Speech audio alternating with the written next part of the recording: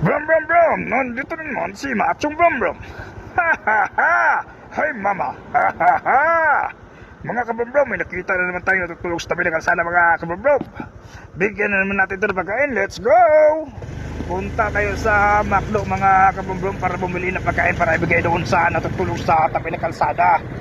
Tulong na naman tayo ngayong gabi mga kabrumbrum doon sa natutulog sa tabi ng kalsada.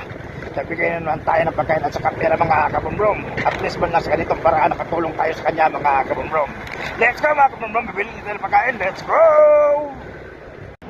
Dito na tayo sa may McDo, mga kabrumbrum. Bibili na tayo ng pagkain para ibigay doon sa natutulog sa tabi ng kalsada. Let's go mga kabrumbrum, pasok tayo, let's go.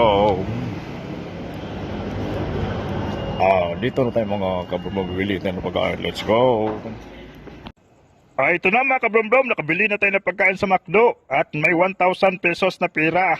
Ibigay na natin ito kay nanay na natutulog sa tabi ng kalsada. Let's go! Let's go mga kabrumbrum, yatin na natin ito pagkain doon sa natutulog sa tabi ng kalsada. Patulong na naman tayo ngayong gabi mga kabrumbrum doon sa natutulog sa tabi ng kalsada. Bigay na naman tayo ng pagkain at saka pera mga kabrumbrum. At least man lang napasaya natin siya mamaya mga kabrumbrum sa dala ng pagkain. Let's go mga kabrumbrum, yatin na natin ito pagkain. Let's go!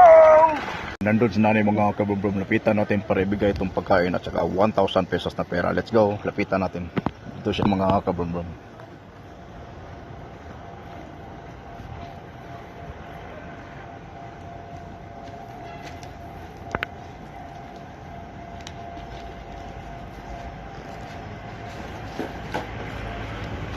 Let's go mga kabrumbrum, nabigay na natin pagkain ka nanay. Let's go.